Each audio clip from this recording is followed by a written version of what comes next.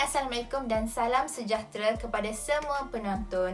Hari ini saya akan berkongsi mengenai sebuah novel yang akan dikritik menggunakan sebuah teori yang telah dipilih.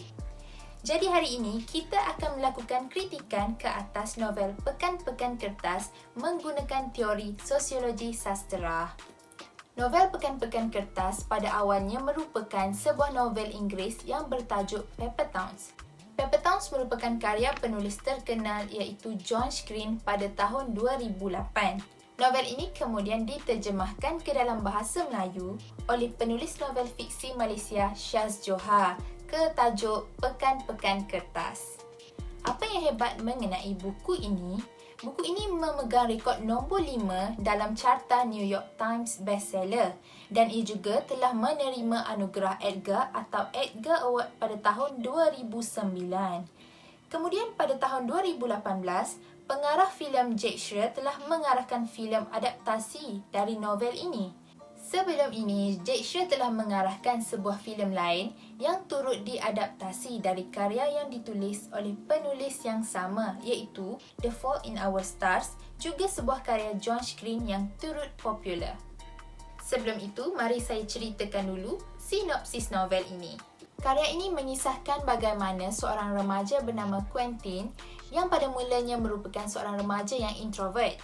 Dia kemudian pada suatu malam diajak oleh jiran selaku sahabatnya Margot untuk keluar dan melakukan satu operasi.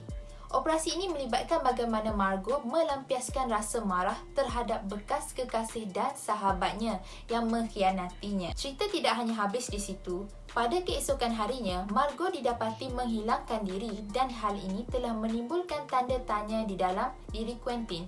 Atas dasar sahabat dan perasaan cintanya kepada Margot, Quentin mula keluar dari zon selesanya. Dia dan rakan-rakan yang lain mula merungkai petunjuk yang ditinggalkan oleh Margot bagi mencari dirinya. Perjalanan mereka untuk mencari Margot penuh dengan pelbagai peristiwa yang menarik. Apa yang pasti, cerita mengenai remaja ini amat dekat dengan kehidupan kita.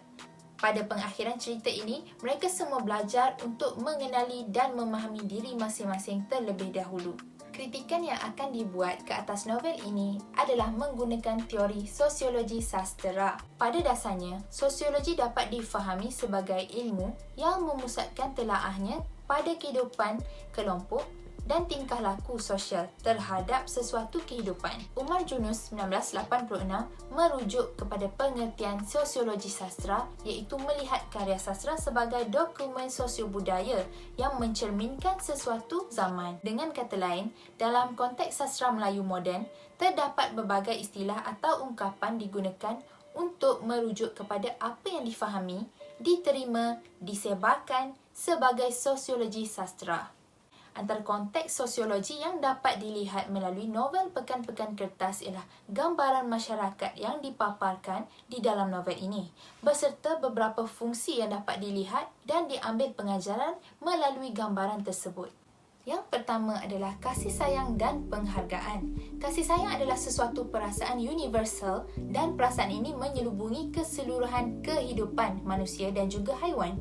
Kasih sayang juga penting untuk menjamin kesejahteraan hidup. Kasih sayang boleh dipaparkan atau ditunjukkan melalui pelbagai cara, contohnya dengan cara memberi penghargaan dan sebagainya.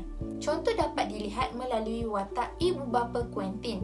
Mereka memberikan Quentin sebuah kereta sebagai hadiah graduasinya dan ibu Quentin turut meluahkan rasa sayang dan menghargai anaknya. Penghargaan ditunjukkan sebagai tanda menghargai setiap jasa atau kebolehan seseorang dan kasih sayang merupakan sebuah rasa yang mampu melengkapkan satu keperluan manusia di dalam hidupnya. Seterusnya adalah kebijaksanaan dalam merungkai persoalan. Kebijaksanaan diertikan sebagai satu kepandaian individu dalam menggunakan akal budinya. Ianya meliputi pengalaman dan pengetahuan. Plato menekankan orang yang bijaksana akan selalu mencari kebenaran sepanjang kehidupannya. Melalui novel ini, pengarang memerihalkan watak Quentin sebagai watak yang bijaksana melalui tindakan serta kepintaran Quentin merungkai setiap petunjuk yang ditinggalkan oleh Margot.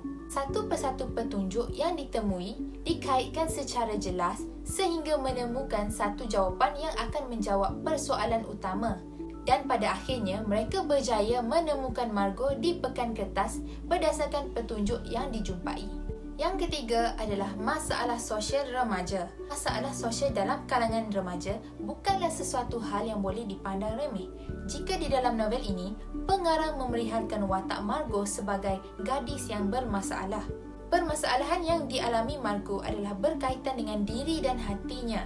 Margot seolah-olah memberontak dengan keadaan dan lebih selesa jika dapat melarikan diri dari rumah. Kecelaruan emosi yang dialami seseorang individu kadang-kala menjadi punca individu itu bertindak di luar batasan sebagai tanda protes. Hal ini kadang-kala menjadi punca terjadinya gejala-gejala sosial yang lain. Nombor 4, kecenderungan bersifat pendendam. Dendam didefinisikan sebagai perbuatan melakukan tindakan berbahaya terhadap seseorang. Ia juga dikaitkan dengan keadaan liar yang mengetepikan undang-undang demi melampiaskan amarah serta perasaan. Melalui novel ini, pengarang telah memperlihatkan watak Margot sebagai seorang yang cenderung bersifat pendendam. Terdapat peristiwa yang diceritakan seperti ketika Margot mengenakan bekas kekasihnya, Jason Worthington, yang curang dengan sahabat baiknya Becca. Kemarahan yang dirasai Margot akhirnya mendorong dia memberi pengajaran yang setimpal kepada Jason dan Becca, membuat kedua-dua mereka tertangkap, meletakkan ikan mati di dalam almari Becca dan meletakkan steering lock pada kereta Jason. Perbuatan berunsur membalas dendam yang dipaparkan penulis memberi gambaran kepada pembaca mengenai perilaku negatif yang terdapat di dalam diri individu. Kadang-kala mampu menjadi penyebab seseorang itu bertindak di luar kawalan. Seterusnya, nilai sosiologi yang dapat dilihat adalah melalui sikap kerjasama yang dipaparkan di dalam novel ini. Kami di sini merujuk kepada watak Quentin, Ben, Reda dan Lacey yang bersama-sama mengorbankan waktu mereka untuk ke New York mencari sahabat mereka, Margot. Justru sikap kerjasama jelas dapat dilihat melalui semangat serta kata sepakat yang diambil oleh 4 rakan ini bagi mencari rakannya yang hilang. Secara kesimpulannya, apa yang dapat dilihat melalui novel ini, pengarang berjaya menerapkan beberapa imej masyarakat yang dapat dilihat secara jelas. Hal ini secara langsung dapat menggambarkan masalah atau imej sebenar masyarakat di dalam novel tersebut.